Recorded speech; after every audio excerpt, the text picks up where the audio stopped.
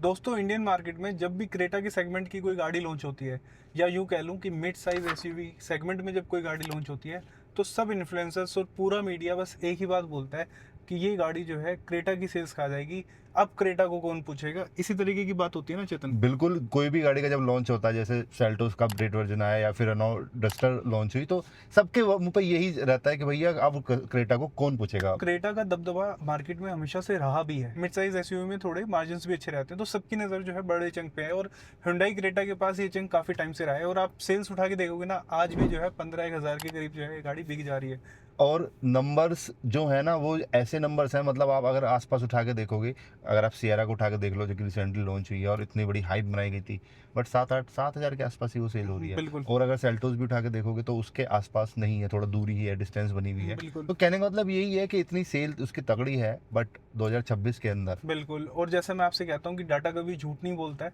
तो सेल्स में तो देखो ये गाड़ी जाइंट है ही। लेकिन यहाँ पर मैं आपको एक चीज़ बोलना चाहूँगा कि अगर आप 2026 में गाड़ी खरीद रहे हो, तो आपको क्रेटा कंसीडर नहीं करनी चाहिए, क्योंकि मेरे पास कुछ ऐसी चीज़ें हैं जो मैंने रिसर्च करी है, जो मैं आपसे डिस्कस करना चाहता हूँ कि अगर आप क्रेटा खरीदने वाले हो तो थोड़ी सी वहाँ पे आपको क्रेटा से दूरी रखनी चाहिए। और क्या ऑप्शन लेना चाहिए उस प्राइस रेंज में, क्या क्या ऑफरिंग हो रही है, क्या क्या मतलब बेसिकली अल्टरनेट क्या होगा, क्योंकि बिल्कुल। सिर्फ सवाल ही नहीं, उनका जवाब भी आपको मिलेगा, जैसे कि वैल्यू ड्राइव में हमेशा से होता आया है। और इसलिए सबसे पहले हम स्टार्ट करते हैं कि भाई मैं क्यों कह रहा हूँ कि ये क्रेटा आपको 2026 में कंसीडर नहीं करना चाहिए। इसका रीज़न चेतन सबसे पहला तो यही है कि हुंडई की ज़्यादातर जो फेसलिफ्ट आते हैं ना मेजर कार में, जो उनकी चल रही होती है, वो 3 साल के अंदर आ जाते हैं। तो 2024 में इस गाड़ी में लास्ट अपडेशन आया था, जो एक बड़ा अपडेशन था इस गाड़ी के अंदर। उसके बाद कुछ छुटुक पुटुक अगर आए हों तो बात अलग है, अदरवाइज कोई ऐसा मेजर अपडेट नहीं आया है। तो हो सकता है बहुत ही जल्दी हमें क्रेटा के अंदर बिल्कुल फेसलिफ्ट वगैरह वाली चीजें देखने को मिलेगी। बिल्कुल। अगर मैं बात करूँ तो हो सकता है कि इसी साल लास्ट में, नहीं तो अगले साल आपको फर्स्ट क्वार्टर में इसका एक नया जनरेशन देखने के लिए मिल सकता है। और वो फेस लिफ्ट नहीं होने वाला, सिर्फ वो जनरेशन चेंज होता है। तो जनरेशन चेंज क्या होता है दोस्तों, जिसमें पूरा प्लेटफॉर्म ही बदल जाए, सब चीज़ें बदल जाए। जैसे लास्ट वाली जो अपडेट थी वो एक मेजर फेस लिफ्ट था क्रेटा का, बिल्कुल, है ना, उसमें प्लेटफॉर्म चेंज नहीं हुआ था। ये बातें हवा में नहीं कर रहे हैं हम। जैसे रवि ने बोला कि जनरेशन चेंज वगैरह होनी है, तो उसमें सिर्फ चलो एक तो होता है लुक का चेंज होना, आपके इंटीरियर का एक्सटीरियर का चेंज होना। जो सबसे बड़ा मेजर चेंज देखने को मिलेगा हमें, वो मिलेगा उसके प्लेटफॉर्म पे। रिसेंटली अभी किया सेल्टोस लॉन्च हुई थी, आई मीन अपडेटेड वर्जन आया था उसका, वो K3 प्लेटफॉर्म पर हुई है अपडेटेड, क्योंकि वो पहले K2 पे थी क्रेटा भी और सेल्टोस भी, वो K2 से K3 पे हो गई है, जिसकी वजह से उसको भारत एनकैप में 5 स्टार मिले हैं। वहीं अगर आप थोड़ा सा वेट करोगे क्रेटा का मतलब जो भी अपडेट आने वाले हैं उसके बाद उसे लेते हो, तो आपको ऑफकोर्स एक न्यू लुक, फीचर्स हो तो सब चीज़ मिलेगी ही मिलेगी, लेकिन साथ के साथ वो एक नए प्लेटफॉर्म पे आएगी जो कि K3 प्लेटफॉर्म पे होगा, बिल्कुल जिसपे आपको सेफ्टी भी मिलेगी। और ऑफकोर्स एक सेफ्टी बहुत मेजर रोल प्ले करती है। अभी कहीं ना कहीं क्रेटा को बोला जाता है कि भैया 3 स्टार है एंड सेफ इतनी नहीं है। दूसरा चेतन ये भी तो है ना कि देखो, जब पहले सेल्टोस और क्रेटा आ रही थी तो सेम प्लेटफॉर्म पे आ हाँ, रही थी, तो वहां पर कंपैरिजन जो था ना कि बहुत वहां पर लिमिटेड हो गया था मतलब लोगों के लिए। कंपैरिजन लिमिटेड भी हो जाता है। दूसरा जो किया के शोरूम्स है इंडिया के अंदर, वो हुंडई लिमिटेड जितने है, नहीं है, हाँ, और शोरूम इतने नहीं है, सर्विस सेंटर तो उससे भी कम है। है ना। तो कहने का मतलब ये है कि देखो, नो डाउट, अगर आप किया की स्पेयर पार्ट्स देखने जाओगे तो हुंडई के जैसे मिलते हैं वही किया, मतलब अगर आप हुंडई के स्पेयर पार्ट्स लेते हो क्रेटा के, तो किया हुंडई स्लैश लगा होता है। बिल्कुल। तो स्पेयर पार्ट्स में दिक्कत तो नहीं आती आफ्टर मार्केट, बट अगर शोरूम सर्विस सेंटर पे आप सर्विस कराने जाते हो, तो हुंडई जितने आपको नहीं मिलेंगे। हाँ, और दूसरा ये है कि उस टाइम पे जैसे मैंने बताया कि दोनों जो है क्रेटा और सेल्टोस एक ही प्लेटफॉर्म पे आ रहे थे, लेकिन अब सेल्टोस जो है अपडेटेड आ गई और क्रेटा पुराने ही वाले प्लेटफॉर्म पे चल रही है। तो वहाँ जो है थोड़ी सी दिक्कतें हैं, जैसे सेफ्टी रेटिंग का जो एक मुद्दा है, वो चेतन ने बताया कि अगर आप नए प्लेटफॉर्म को देखते हो तो जो क्रैश टेस्ट रेटिंग आई है सेल्टोस की, वो मैक्सिमम पॉइंट्स अचीव किए हैं अभी एग्जैक्टली, तक उस सेगमेंट में।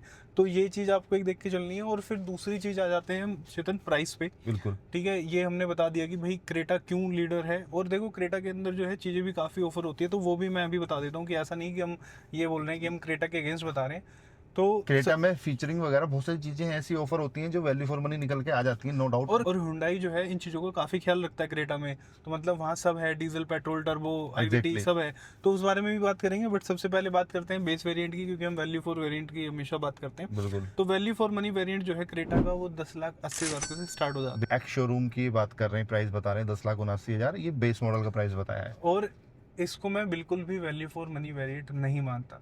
उसका रीजन है, ऐसे ही हवा में नहीं बोला है, रीजन बता देता हूँ। किया सेल्टोस भी आती है इसी प्राइस रेंज में। रवि क्या प्राइस है बेस मॉडल का सेल्टोस अगर लेते हैं लोग? 10,99,000 रुपये का मात्र शोरूम 20,000 रुपये आप अगर सेल्टोस में एक्स्ट्रा देते हो तो देखो एक तो प्लेटफॉर्म नया मिल ही रहा है, बिल्कुल। साथ ही साथ जो फीचर्स ऑफर वो कर दे रही है ना वो नहीं है क्रेटा के बेस मॉडल में। बिल्कुल। सेल्टोस का बेस मॉडल ज़्यादा वैल्यू फॉर मनी है। अब देखो सेल्टोस का बेस वेरिएंट हम क्यों बता रहे हैं, मैंने पर्सनली सेल्टोस का बेस वेरिएंट चला रखा है, रिव्यू भी कर रखा है, और उसमें जो चीज़ें ऑफर हो रही हैं, एप्पल कारप्ले, एंड्रॉयड ऑटो, छोटी सी स्क्रीन आपको मिल जाती है, और वायरलेसली सपोर्ट करता है, वायर्ड से भी और वायरलेसली दोनों चलते हैं। इसके अलावा सेंट्रल लॉकिंग तो आई थिंक क्रेटा में भी आती है, उसमें भी आती है, वो कोई बड़ी बात नहीं। सारे के सारे जो है पावर विंडोज़ आपको मिल जाते हैं, इलेक्ट्रिकली एडजस्टेबल आपको मिरर्स वहाँ पे सेल्टोस के अंदर देखने को मिल जाते हैं, क्रूज कंट्रोल आपको देखने के लिए मिल जाता है, रियर में कैमरा आपको देखने के लिए मिल जाता है। तो जो भी छोटी चीज़ें आदमी समझता है ना कि यार ये बहुत इंपॉर्टेंट चीज़ है और इसको कराने के बाद जो है मैं करोल बाग जाके काम करा लेता हूँ, तो आई थिंक उस सेल्टोस के अंदर आपको ये बहुत मिनिमलिस्टिक चीज़ें लगेंगी। बाहर जो है लाइट्स आपको एलईडी देखने के लिए मिल जाती है, डीआरएल्स देखने के लिए मिल जाते हैं। तो यही तो चाहिए होता है ना आदमी को यार, कि मेरी गाड़ी कहीं से ऐसे फीकी सी ना लगे। मैं मानता हूँ कि अपर वेरिएंट्स में जो सेल्टोस में आते हैं वैसा लाइट्स का सेटअप तो ऑफकोर्स आपको बेस वेरिएंट में नहीं देखने के लिए मिलेगा, लेकिन जो ऑफरिंग है एलईडी लाइट्स की, डीआरएल्स की, ड्यूल डीआरएल्स आगे देखने के लिए मिल जाती है, तो वो चीज़ जो है आप क्रेटा की बेस वेरिएंट में एक्सपेक्ट, मैं कहता हूँ आप 50,000 रुपये भी लगा दोगे ना गाड़ी के अंदर तो भी नहीं आ पाएंगे। वो चीज़ें उस लेवल की आप नहीं करा पाओगे गाड़ी के अंदर। कहने का मतलब ये है अगर आप सेल्टोस का बेस मॉडल उठाते हो तो लेते ही आप गाड़ी चलाओ, आपको एक भी रुपया लगाने की जरूरत नहीं है। वहीं क्रेटा का बेस मॉडल उठाओगे तो उसमें आपको 10-20-50,000 लगाने पड़ेंगे और वो चीज़ें ऑफरिंग आपको नहीं हो और पाएगी। उस लेवल की फिनिशिंग तो हाँ। आ नहीं पाती, चाहे आप कितना जुगाड़ कराने की कोशिश कर लो। मैंने भी अगर बलिनो में कुछ काम करा है तो ऐसा नहीं है कि वो जो है top of the line variant, मतलब कंपनी को मैच नहीं कर पाएंगे हम। उस क्वालिटी लेवल पे आप काम नहीं करा सकते अपनी गाड़ी पे जिस तरीके से फिटेड हो जाता है। बिल्कुल। रवि सिर्फ फीचर्स की बात नहीं करते हैं, आप क्रेटा को उठा के देखो, लुक्स की बात करते हैं। अगर लुक्स देखें हम तो क्रेटा के लुक्स डिसेंट है, नो डाउट, बिल्कुल। बट वहीं अगर आप सेल्टोस की लुक देखते हो यार, बाहर से एक लगता है कि नहीं यार एक रिफ्रेशिंग सा डिजाइन है, नया डिजाइन है, बिल्कुल। आगे से भी अलग है, पीछे से भी अलग है। खैर हालांकि पीछे मेरे को कम पसंद आती है, ऐसा लगता है जैसे किसी की मूंछ नीचे कर दी हो, ऐसे पीछे से मुझे लगती है देखने में। लुक्स जो है सब्जेक्टिव होती है, हाँ, बट but- हाँ जो काम की चीजें हैं जैसे प्लेटफॉर्म अपग्रेड मिल गई आपको वहाँ पे, तो सेफ्टी रेटिंग उस हिसाब की है, फीचर्स की ऑफरिंग ज्यादा अच्छी है, और इंटीरियर में भी हाँ ऑफ कोर्स तो Hyundai ही है तो फिट एंड फिनिश फिनिश का भी कोई हाँ वही मिलेगा। मैं आपसे ये नहीं कहूंगा कि आप टाटा सियारा ले लो, क्योंकि जितनी ज्यादा उसकी हाइप बनाई गई थी ना लॉन्च के टाइम पे, उससे ज्यादा गत उसकी पिट गई है गाड़ी लॉन्च होने के बाद। आपने मल्टीपल जो है ब्रेकडाउन गाड़ी की देख लिए होंगे। कुछ रील्स देख ली हुई, कुछ जगह तो ब्रांड से पीछे पड़े हैं कि भैया डाउन कर लो इसको, ये कर लो। चेतन ने भी एक ओनरशिप रिव्यू किया था, एग्जैक्ट, आई मीन देखना है तो मेरे चैनल पे जाकर देख सकते हो, क्या लिंक में जो है डिस्क्रिप्शन में ऐड कर दूंगा। तो वो जो एक्सपीरियंसेस है ना, मतलब यार मैं पैसा भी दूं और मैं अपनी ऐसी तैसी भी कराऊं। ये चीजें क्रेटा में नहीं मिलेंगी, लेकिन हाँ ये बात फैक्ट है, आप तो एक रिलायबल वो है। बिल्कुल। और देखो ये दोस्तों वीडियो जो बनाने का पर्पस ये नहीं है कि क्रेटा में दिक्कतें हैं, हाँ। हम बस ये बता रहे हैं कि आप जो पैसा वैल्यू फॉर मनी बेसिकली, उसके लिए आप फ्यूचर अपग्रेड आपकी गाड़ी में मिल जाए वो, या तो आप वेट कर लीजिए कि नहीं मुझे क्रेटा ही चाहिए तो वेट कर लो, हाँ। और अगर वेट नहीं करना है तो उस पैसे में क्या अच्छा ऑप्शन है, क्योंकि क्रेटा भी जब आएगी ना, मैं आपसे श्योरिटी के साथ कह सकता हूँ कि वो सेल्टोस वाले प्लेटफॉर्म पे ही आएगी। ऐसा होने के चांसेस 99% है, क्योंकि कंपनी की जो है कॉस्ट काफ़ी कम हो जाती है इन चीज़ों को पार्ट शेयरिंग की वजह से। तो अभी जो है सेल्टोस की अपग्रेड मिल गई है, क्रेटा की नहीं आई, तो वहाँ पैसे हम उतने ही दे रहे हैं लगभग। और बड़ा दुख होता है कि आप गाड़ी लो और 2-4 महीने बाद आपका फेसलिफ्ट आ जाए, कुछ भी मेजर चेंज आ जाए तो दिमाग खराब हो जाता है कि यार मेरी तो पुरानी हो गई, नई गाड़ी लेने के बाद पुरानी हो गई, है ना। तो वो ये चीजें आपको ध्यान में रखते हुए चलना है। हाँ बिल्कुल। बाकी क्रेटा के अंदर जो इंजन ऑप्शन आपको देखने के लिए मिलते हैं वही सेल्टोस में भी देखने के लिए मिलते हैं, और इंजन ऑफरिंग काफी अच्छी है। 1.5 का एक एन इंजन मिल जाता है जो काफी रिलायबल है। हाँ थोड़ी सी माइलेज उससे कम एक्सपेक्ट करना, इतनी अच्छे माइलेज वो नहीं निकाल के देता। 1.5 का एक उसमें आपको टर्बो इंजन भी मिल जाता है पेट्रोल में, और एक 1.5 का आपको डीजल इंजन भी मिल जाता है। अच्छा, परफॉर्मेंस से अगर प्यार है तो आप पेट्रोल पे जा सकते हो नो डाउट, और डीजल भी जो इंजन उसका आ रहा है वो भी बहुत बढ़िया है। अगर परफॉर्मेंस एंड आपको माइलेज दोनों चाहिए तो डीजल इंजन उठा सकते हो। बस आपको ये देखना है दिल्ली एनसीआर में हो तो 10 साल वाला इशू तो ऑफ कोर्स वो ये तो अभी हमें लग रहा है कि बीच में हम डिस्क्रिप्शन में डाल दे, बस दिल्ली एनसीआर वालों को पहले से रहे वीडियो जो है ज्यादा इन्फॉर्मेटिव हो पाए, इसलिए मैं बोल रहा हूँ। ठीक है। बाकी फीचर्स की तो देखो क्रेटा के अंदर कोई कमी नहीं है। हाँ, अगर आप वो गाड़ी मतलब पुरानी हो गई भी एक तरीके से अपग्रेडेड है आज के टाइम पे। आप बोलो आपको क्या चाहिए, आपको गाड़ी बाहर से स्टार्ट करनी है वो हो जाएगा, आपको सनरूफ चाहिए वो मिल जाएगी, वो भी पैनोरामिक सनरूफ पूरी बड़ी है ना। बिल्कुल। आपको 3 इंजन मैंने बता ही दिए, फीचर रिच पूरी गाड़ी है, बड़ी सी डिस्प्ले भी है, मतलब ऐसे देखा जाए तो वो भी मतलब ठीक है, मतलब फीचर्स को लेके दिक्कत नहीं। बट हाँ हम बात कर रहे हैं कि और वैल्यू उस पैसे में कैसे मिल सकती है। अब मानो कि आपको टर्बो इंजन चाहिए क्रेटा के अंदर, बट वो जो है उसकी प्राइसिंग काफी हाई हो जाती है। तो वहाँ पे अगर टर्बो इंजन ही आपको लेना है और मिड साइज एसयूवी लेनी है तो एक डस्टर वहाँ पे एक अच्छा ऑप्शन है।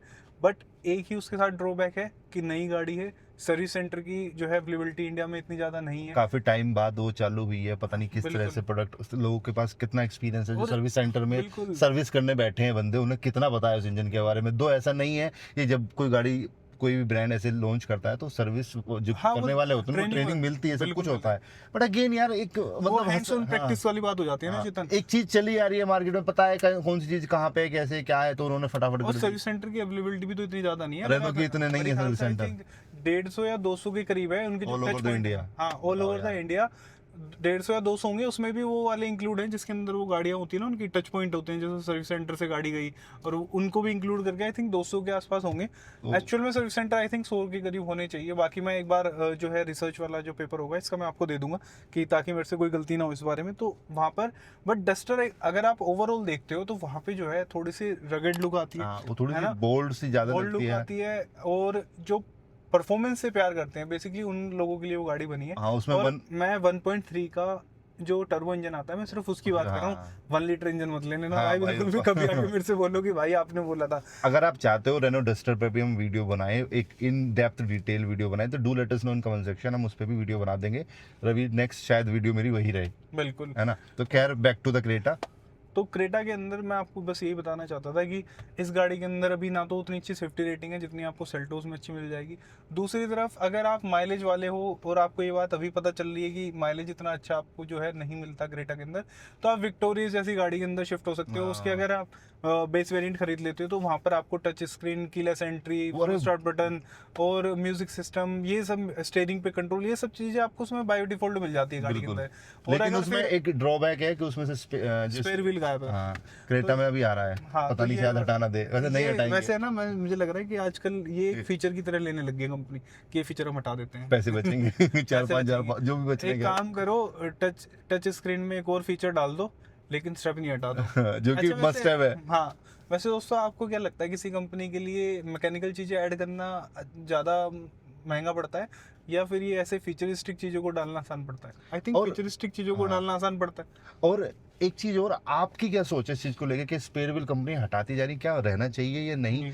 मुझे लगता है आप हमें कमेंट करके बताएं एक बार कि भाई हम ही इसको ज्यादा एक्सेजरेट तो नहीं कर रहे, कहीं कहीं हमें ही ऐसा फील तो नहीं हो रहा, क्योंकि हमें तो मुझे तो लगता है, क्योंकि मैं भाई हम तो सारे कच्चे पक्के रास्तों पे सब पे चलते हैं हाँ, हम तो तो भाई, हमें कि तो हमें लगता है कि भाई जहाँ टायर फट गया तो बस वहाँ क्या होगा, और खड़े बाकी नहीं रहना। भाई पंचर बनाने वाला तो देखो मैं नहीं हूँ। मैं भी नहीं हूँ। मैं ज्यादा से ज्यादा हवा भर सकता हूँ, ठीक है। और मुझे ऐसा मैं लगता तो है पंप रखता हूँ हाथ वाला इसी वजह चित्र, से। मुझे एक चीज लगती है कि जैसे स्टेपनी आपने हटाई और स्टेपनी हटाने के बाद एक पंचर रिपेयर किट देते हो आप, तो पंचर रिपेयर किट का मीनिंग ये है कि आप उसमें हवा रुक रही है टायर में, तब आप हाँ, पंचर लगा तो पाओ, हवा से भी काम है चल ना। जाएगा। और अगर बाई चांस हल्का फुल्का पंचर है, कोई कील लग गई, तो मैं हवा भरता हूँ और पंचर वाले के पास पहुंचता हाँ, हूँ। तो मुझे क्या जरूरत है अपने हाथ गंदे हाँ, करने की या पंचर सही किट बात यूज है, करने कोई कोई नीड ही नहीं है की। एक्चुअल तो में। खैर ये एक चीज है जो विक्टोरियस के अंदर मिसिंग है, बट ओवरऑल अगर आप फीचर्स का पैकेज देखते हो तो काफी अच्छा है। हाँ, और अगर आप मतलब और माइलेज कंसर्न हो तो भाई सीएनजी वाली ले लो। हाँ, और वो अगर भी सस्ती है, सीएनजी की सस्ती लाइनों में भी वो 14 लाख रुपए में आ जाती है वो हाँ, तो। और अगर सीएनजी की लाइनों में नहीं लगना है तो हाइब्रिड ले लो। तो बिल्कुल। ये वाले ऑप्शन जो है आपके अंदर उसके विक्टोरियस और ग्रैंड विटारा दोनों में मिल जाएंगे हाँ, आपको। तो ग्रैंड विटारा के अंदर फीचर्स की इतनी अच्छी ऑफरिंग नहीं है जो विक्टोरियस के अंदर है, बट हाँ, खैर वो एक अलग टॉपिक है, उस बारे में बाद में बताएंगे। लेकिन हम जो आपको आज बता रहे हैं वो बेसिकली क्रेटा से दूर रहने की बातें थी, तो हमें लगता है कि ये चीज़ें जो हैं क्रेटा के अंदर मिसिंग है आज के टाइम पे, और सेल्टोस एक अच्छा ऑप्शन है।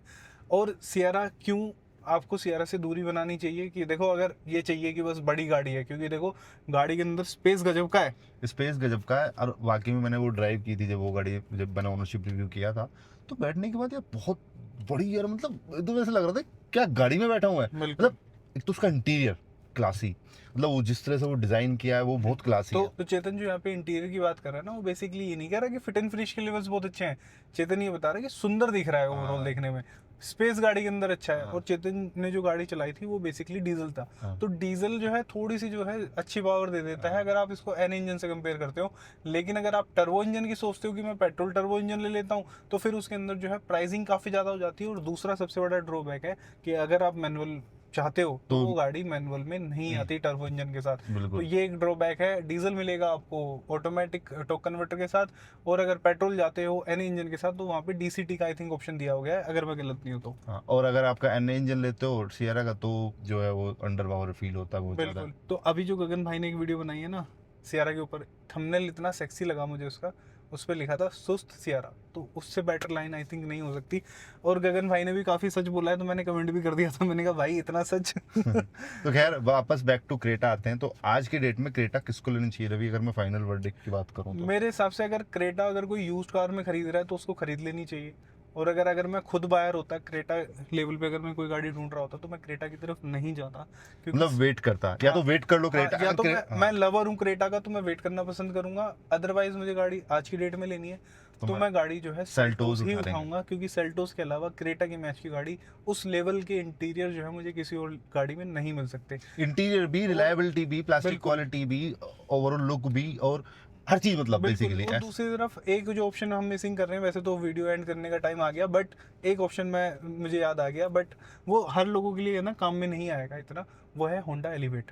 हाँ, अच्छा इंजन है, बढ़िया परफॉर्म करता है, कोई दिक्कत नहीं है, और ओवरऑल जो है फिट एंड फिनिश जो है इंटीरियर की क्वालिटी वो डिसेंट है। थोड़ी सी वो आपको पेट्रोल इंजन सुस्त फील हो सकता है, बट अगेन सियरा जैसा नहीं है। हाँ, मतलब रिलायबल है वो बिल्कुल। I-VTEC engine. इन सेल्टोस से तो थोड़ा सा बेटर लगेगा आपको हाँ। आईवीटेक, लेकिन उस गाड़ी के साथ दिक्कत क्या है ना कि होंडा की तरफ से कुछ अपग्रेड्स आ नहीं रही है, और होंडा का कुछ पता नहीं है कब कब कहाँ कैसे किसके साथ मर्जर हो जाए। वैसे तो हाँ। होंडा ने भी रिसेंटली कुछ दिए हैं मीडिया में इनपुट्स की, भाई कुछ गाड़ियां लॉन्च करने वाले हैं, नेक्सॉन के कंपटीशन में भी गाड़ियां आने वाली है, ग्रैंड विटारा के कंपटीशन में आने वाली, बट आएंगी कब आएंगी तब आएंगी पता नहीं।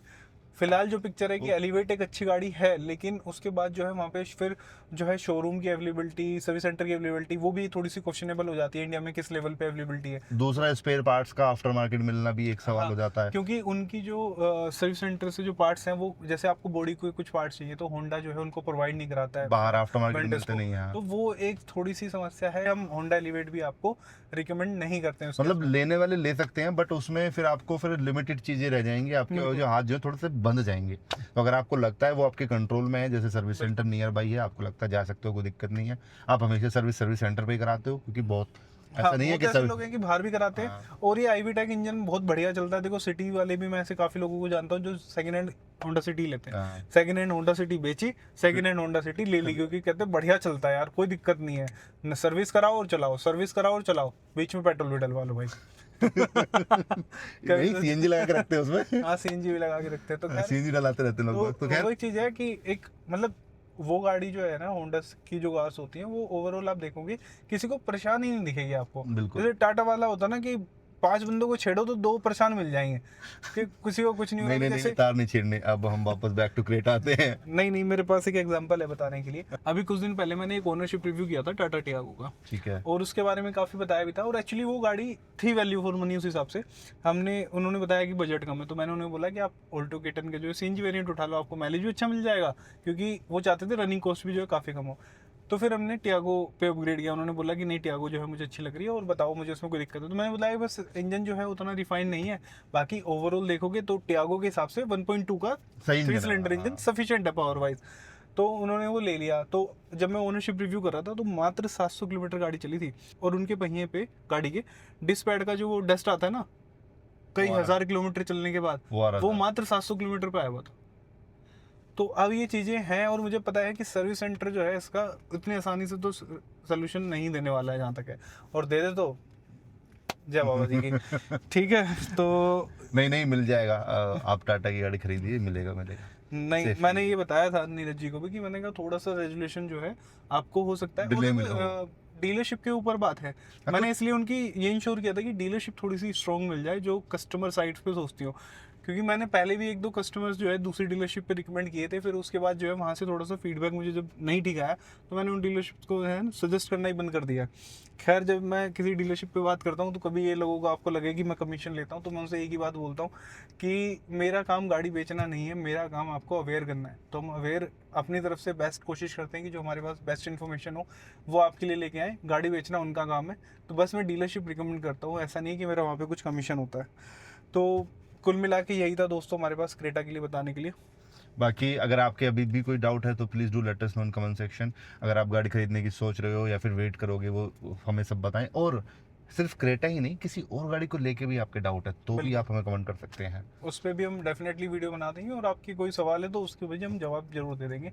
तो आज की वीडियो में बस इतना ही, जल्दी मिलते हैं नेक्स्ट वीडियो में, तब तक के लिए राम राम।